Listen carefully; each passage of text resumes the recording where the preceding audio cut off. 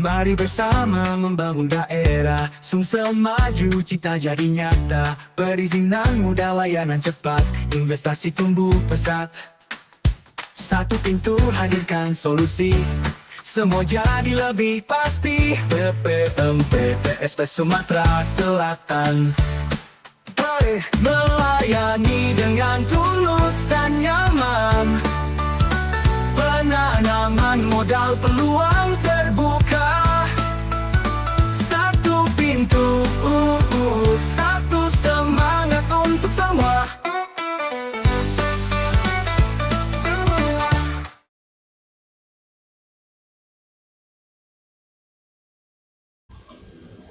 Assalamualaikum warahmatullahi wabarakatuh. Halo Sobat Top Channel, berjumpa lagi dengan saya Olga di podcast Top Channel, terintegrasi, optimal, dan prima. Pada podcast inspiratif pada hari ini, kita telah kehadiran bintang tamu, yaitu Bapak Ihsan. Beliau merupakan Sekretaris Dinas Penanaman Modal dan Pelayanan Terpadu Satu Pintu Kabupaten Pali. Pada hari ini kita akan membahas tema tentang Pali sebagai destinasi investasi, optimalisasi sumber daya alam, dan kemudahan berusaha. Sebelum kita masuk ke pertanyaan dan kita akan mengupas tuntas tentang tema kita pada hari ini, ada baiknya kita berkenalan terlebih dahulu dengan Bapak Ihsan. Selamat siang Bapak. Selamat siang Sobat Top Channel. Ya, Assalamualaikum warahmatullahi wabarakatuh. Waalaikumsalam warahmatullahi wabarakatuh. Terima kasih Bapak telah menyempatkan untuk hadir di tengah-tengah kita pada siang hari ini untuk memberikan penjelasan dan rincian-rincian tentang apa yang akan kita bahas pada hari ini. Baik Pak Ihsan, sebelum kita masuk ke pembahasan ini Pak Ihsan, sesuai dengan tema tadi yaitu Pali sebagai destinasi investasi, optimalisasi sumber daya alam, dan kemudahan berusaha. Nah, di sini Sobat Top Channel pasti penasaran Pak dengan tema kita pada hari ini. Sesuai dengan tema kita pada hari ini, Pali sebagai destinasi investasi, optimalisasi sumber daya alam, dan kemudahan berusaha. Ada beberapa pertanyaan yang mungkin Sobat Top Channel penasaran Pak di sini, yaitu yang pertama mungkin Pak pertanyaan adalah apa potensi utama Kabupaten Pali yang menjadikan destinasi investasi unggulan di Sumatera Selatan ini Pak? Ya, makasih. Jadi di Kabupaten Pali itu ada beberapa sektor yang menjadi unggulan ya Kabupaten Pali, yaitu kita semua tahu kan, kita di situ ada pertambangan, itu pertambangan energi, kemudian juga kita tahu posisi geografis dari Kabupaten Pali yang strategis, yaitu kami berharap di situ ada jalur logistik nanti, kemudian distribusi barang. Juga kita harapkan menjadi transportasi, baik barang maupun transportasi publik. Jadi kalau kita lihat dari hasil PDRB Kabupaten Pali, itu ada beberapa sektor yang memang yang saya sebutkan tadi menjadi unggulan, memang mensupport ekonomi Pali. Jadi yang pertama menyumbang itu sektor pertambangan dan penggalian. Itu kalau kita lihat presentasinya sampai 38,9% dari PDRB Kabupaten Pali. Kemudian yang kedua seperti letak geografis yang strategis tadi, jadi di situ ada perdagangan besar dan eceran, yaitu menyumbang sekitar 17,2%. Nah, kemudian baru yang ketiga, kita tahu kan di banyak daerah juga kan termasuk Kabupaten Pali itu unggulan yang ketiga itu ada sektor pertanian, perkebunan, dan perikanan, tapi kalau di Pali, dan ini menyumbang 15,2%. Nah, kalau kita tahu bahwa pertanian atau perkebunan yang ada di Pali itu dominan ada kelapa sawit kan, kemudian ada karet.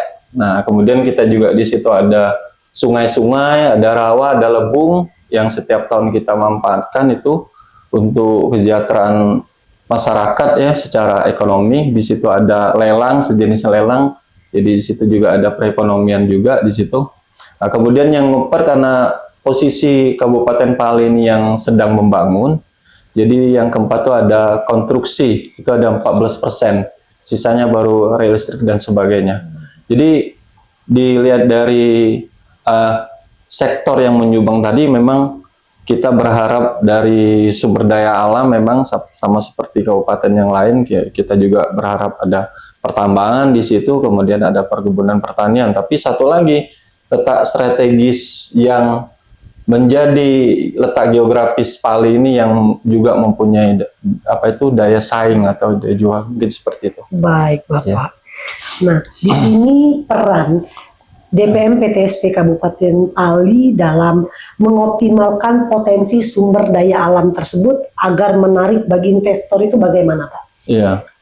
Jadi yang selama ini kita lakukan, ya memang ini bentuk usaha yang kita lakukan. Yang pertama, kita mempromosikan daerah kita. Jadi kita mengenalkan potensi yang ada di daerah kita, baik itu promosi di tingkat nasional seperti kami pernah melakukan itu di Batam, di Jakarta, dan sebagainya. Kemudian juga di provinsi juga, kemudian di daerah kita sendiri, jangan masyarakat kita tidak begitu mengenal potensi yang ada kan. Kemudian kita melakukan regulasi perizinan untuk menyederhanakan itu. Jadi kita harus merubah mindset juga pelaku usaha dan calon pelaku usaha bahwa perizinan tidak ada yang sulit. Jadi kita berusaha untuk menyederhanakan itu, arti kalau bisa kita permudah. Kemudian yang ketiga, kita mengenalkan potensi yang ada di Kabupaten Pali itu dengan memberikan informasi yang akurat, yang dini. Nah, itu kami berusaha untuk menyusun atau memetakan daerah itu atau mendata potensi yang ada dengan menyusun peta potensi salah satunya. Kemudian menyusun juga, kita susun peta potensi digital, kemudian bersama Balitbank juga kita menyusun desa presisi. Jadi kami berusaha untuk memberikan informasi yang akurat, teliti, terkini tentang potensi yang ada di daerah kita dengan menyusun itu tadi kepada investor atau calon investor. Nah, yang keempat, kita memberikan kepastian hukum. Jadi kita tahun ini kita menyusun 2 perda ya. Nah, itu sudah bentuk naskah akademis, sekarang lagi dibahas di DPRD kita. Insya Allah tahun ini itu akan selesai ya. Yang pertama itu peraturan daerah tentang penyelenggaraan penanaman modal. Kemudian yang kedua, peraturan daerah tentang pemberian insentif dan kemudahan berinvestasi. Jadi mungkin 4 ranah itu kami kira bisa cukup nanti memberi gambaran dan mengundang investor. Berarti di situ juga sudah termasuk memberi kemudahan, Pak. Iya, jadi di dalam perda itu kita kasih bentuk penyederhanaan, kemudahan, pemberian insentif dengan kondisi yang tertentu, dengan syarat-syarat tertentu. Jadi mungkin perda itu tahun ini bisa selesai dan bisa kita gunakan nanti. Diberikan kemudahan-kemudahan. Iya, kemudahan-kemudahan. Sehingga investor itu tidak kesulitan lagi. Iya, kira-kira ya, Pak. Jadi selama ini kan kita bermindset bahwa yang berhubungan dengan perizinan itu sulit, ya, ribet. Padahal dari apa yang ada juga kan perlu kita tanam ke dengan masyarakat kita, terutama bahwa itu sederhana. Bahkan sekarang kan kita semua menggunakan aplikasi kan. Ya, aplikasi, kita sambil duduk bisa membuat izin, bisa membuat surat izin praktek dan sebagainya. Jadi kemudahan itu sebenarnya sudah mendasar. Tapi mindset yang ada selama itu yang perlahan kita harus rubah juga. Betul sekali, Bapak. Nah, Pak, di sini pasti ada tantangannya, Pak, pasti. Nah, apa saja, Pak, tantangan dalam menarik investor ke Pali ini, Pak? Iya. Jadi tantangan itu seperti yang saya sudah sebutkan tadi ya, bahwa kita di pelayanan perizinan itu harus memberikan kepastian hukum, penyederhanaan ya. Jadi kita melayani itu dengan sesuatu yang cepat, sederhana, akuntabel, dan transparan. Nah, seperti itu. Dan ini didukung oleh aplikasi yang sudah ada kan. Nah, terutama yang berbasis OSS RBA kan seperti itu. Dan semua perizinan semua melalui aplikasi. Jadi itu jelas menunjukkan bahwa terjadi ketransparanan, kemudian akuntabel kan. Tinggal memupuk rasa profesional kita kepada staf kita kan, pada pelaksananya. Dan itu harus kita jelaskan kepada calon pelaku usaha, calon investor dan investor yang sudah ada. Itu yang pertama. Kedua, kita melakukan pendampingan secara teknis. Jadi sebagai pelaku usaha atau investor ataupun calon investor seperti yang sudah kita katakan tadi, mindsetnya perlahan kita tarik kan seperti itu kan, apalagi didasari ya perda yang tadi kan, perda yang 2 tadi. Jadi di situ dalam pelaksanaan kegiatan usahanya, di situ kita akan lakukan pendampingan apa yang mereka butuhkan, karena dokumen untuk melakukan kegiatan usaha itu tidak satu.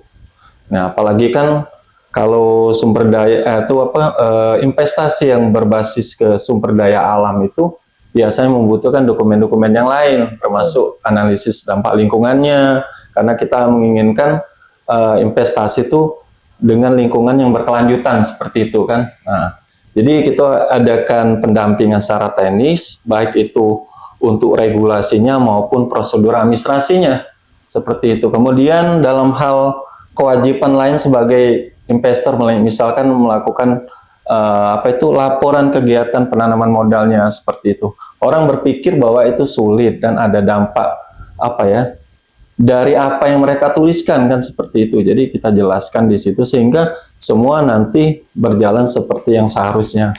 Kemudian kita juga memberikan kemudahan seperti tadi, perizinan kita sederhanakan dengan kepastian hukum tadi, kemudian didukung oleh perda yang kita susun 2 tadi. Ya, sesuai dengan instruksi Pak Bupati juga bahwa kita harus membuka selebar-lebarnya, tapi harus kita kendalikan. Artinya dalam kendalian sesuai dengan prosedur, tetapi jangan membuat investor itu berpikir, wah ini sulit, padahal semua sederhana seperti itu. Baik, Bapak. Nah, di sini pasti ada upaya pemerintah, Pak, untuk memastikan keberlanjutan investasi dan dampak positif apa bagi masyarakat Bali, Pak. Ya. Jadi seperti yang dikatakan di awal tadi, kita menyediakan perizinan 1 pintu itu dengan cepat, transparan dan akuntabel. Jadi di situ ada yang harus kita tetapkan. Kedua, setiap investor yang mempunyai kegiatan terutama di daerah kita, itu harus melihat dampak aspek ekologisnya. Jadi kita melihat pengelolaan investasi itu pengelolaannya dengan lingkungan yang berkelanjutan. Artinya kita harus melihat dampak dari lingkungan itu. Jangan merusak lingkungan seperti itu. Jadi itu sudah dibuktikan. Jadi kita harus melihat kelengkapan dokumennya, kemudian kita lihat ke lapangan apakah itu mempunyai dampak yang negatif terhadap lingkungan. Terlebih dari itu juga kita harus melihat bahwa usaha yang dilakukan itu tidak hanya menghasilkan nilai ekonomi, terutama bagi Kabupaten Pali, tetapi harus memiliki dampak ekonomi yang langsung dirasakan oleh masyarakat. Nah, seperti itu. Jadi di situ kita menuntut tanggung jawab sosial dari pelaku usaha. Nah, itu kan kita kenal dengan CSR kan seperti itu. Jadi kita membangun kemitraan di situ. Jadi kita rangkul masyarakat, kemudian kita lihat dampak lingkungannya itu harus jelas seperti tadi, tidak merusak, kemudian juga untuk kesejahteraan masyarakat, terutama masyarakat di sekitar pelaku usaha atau investor itu pada khususnya, tetapi juga secara umum seluruh masyarakat Kabupaten Pali seperti itu. Ya, kita membangun kemitraan di situ. Apa yang dibutuhkan perusahaan, apa yang bisa dilakukan oleh masyarakat atau dalam hal ini UMKM, atau kita buat suatu kemitraan yang melatih atau mendidik masyarakat untuk menguasai suatu keterampilan, kita arahkan, karena kita di situ juga kan ada produk unggulan daerah seperti itu. Nah, dengan seperti itu kan nanti kebermanfaatan yang terjadi dengan keberadaan perusahaan itu bermanfaat bagi masyarakat sekitar, ekonomi masyarakat sekitar itu akan terbantu, kemudian ada bentuk saling ketergantungan. Jadi di situ kita tuntut tanggung jawab sosial juga sebagai pelaku usaha seperti itu, dengan benar tentunya. Saling membutuhkan ya Pak. Iya, di samping yang utama tadi kita harus melihat dampak ekologisnya. Betul. Ya kalau memang misalnya itu merugikan apalagi merusak, ya karena di Kabupaten Pali itu untuk yang sektor pertambangan itu ada minyak bumi, ada gas dan ada batu bara. Nah sebenarnya yang dua terakhir ini belum begitu optimal karena mungkin di samping mungkin belum ada investor yang menawarkan lebih karena di situ tidak mudah kan, mahal kan. Kemudian untuk batu bara ini kan dampaknya sangat signifikan ya untuk aspek ekologisnya. Nah, karena ada satu baru di situ perusahaan yang benar-benar menambang tentang batu bara, yang sisanya itu yang ada selebihnya hanya sebagai transportir seperti itu, sebagai transportasi yang ada di Pali. Ya, mungkin itu untuk tahun ke depan mungkin kita lihat lagi kan dengan menimbang tadi dampak ekologisnya kan. Ya. Baik Pak, nih sangat menarik penjelasan dari Bapak. Satu pertanyaan terakhir nih Pak, apa harapan Bapak terhadap investasi di Kabupaten Pali ke depannya? Ya. Jadi kami yang ada di Kabupaten Pali ini berharap investasi dalam hal ini sumber daya alam ini bukan menjadi satu-satunya investasi yang menjadi unggulan. Jadi kami berharap di situ ada letak geografis dari Kabupaten Pali. Kalau yang investasi yang berkenaan dengan sumber daya alam kan sudah jelas kan, ada minyak bumi, ada gas, ada batu bara kan, kemudian ada perkebunan di situ. Cuman kan dengan hal seperti ini semua tidak tergantikan kecuali perkebunan. Tapi yang nggak bisa digantikan, yang nggak bisa ditambah juga lahan. Karena lahan di Kabupaten Pali itu kami cuma ada 5 kecamatan, ya tentunya itu terbatas kan. Nah yang kami tahu yang menjadi tantangan kami untuk lahan perkebunan atau pertanian itu sisanya itu sebagian ada yang berupa rawa-rawa atau gambut. Nah itu, ini setelah dipetakan oleh ATR BPN kemarin terlihat di situ kan. Nah itu menjadi tantangan kami, artinya terbatas. Kemudian kalau untuk yang itu bisa dioptimalkan. Nah harapan kami tidak hanya itu yang menjadi investasi unggulan, tapi kami berharap di luar itu misalkan letak geografis dari Kabupaten Pali. Kami berharap kami menjadi tempat jalur logistik, kemudian tempat distribusi barang, kemudian transportasi publik maupun transportasi barang. Dan itu terbukti. Dulu kami kan berbatasan dengan beberapa kabupaten, ini pasti Muara Enim, kemudian Prabu Muli, kemudian Musi Banyuasin, kemudian Musirawas ya. Di Musirawas itu ada Kota Lubuk Linggau, ada Muratara. Nah itu jalur yang kami sebutkan tadi itu semua mempunyai jalur yang sekarang memadai. Dulu jalur antara Mura sama Kabupaten Pali itu hanya digunakan sebagai jalur alternatif pada saat mudik. Nah tapi sekarang dengan kemarin diresmikan oleh Pak Gubernur kan yang melalui cecar itu, nah, itu sekarang terbukti menjadi transportasi publik yang setiap hari digunakan. Jadi situ kita lihat ada travel. Nah dengan seperti itu kan ada ekonomi yang berjalan, menggeliat kembali kan, ada rumah makan, ada kami masakan-masakan yang khas Pali, sagarurung seperti itu. Itu bisa dikenalkan. Dan kalau malam dulu di Simpang 5 itu agak sepi, sekarang jam 10, jam 11 masih rame. Itu kelihatan ekonominya berjalan dan memang jalan itu sudah memadai. Nah itu, jadi yang menjadi tantangan. Kemudian yang kami lihat juga, kami harus menggalakkan UMKM karena kami di situ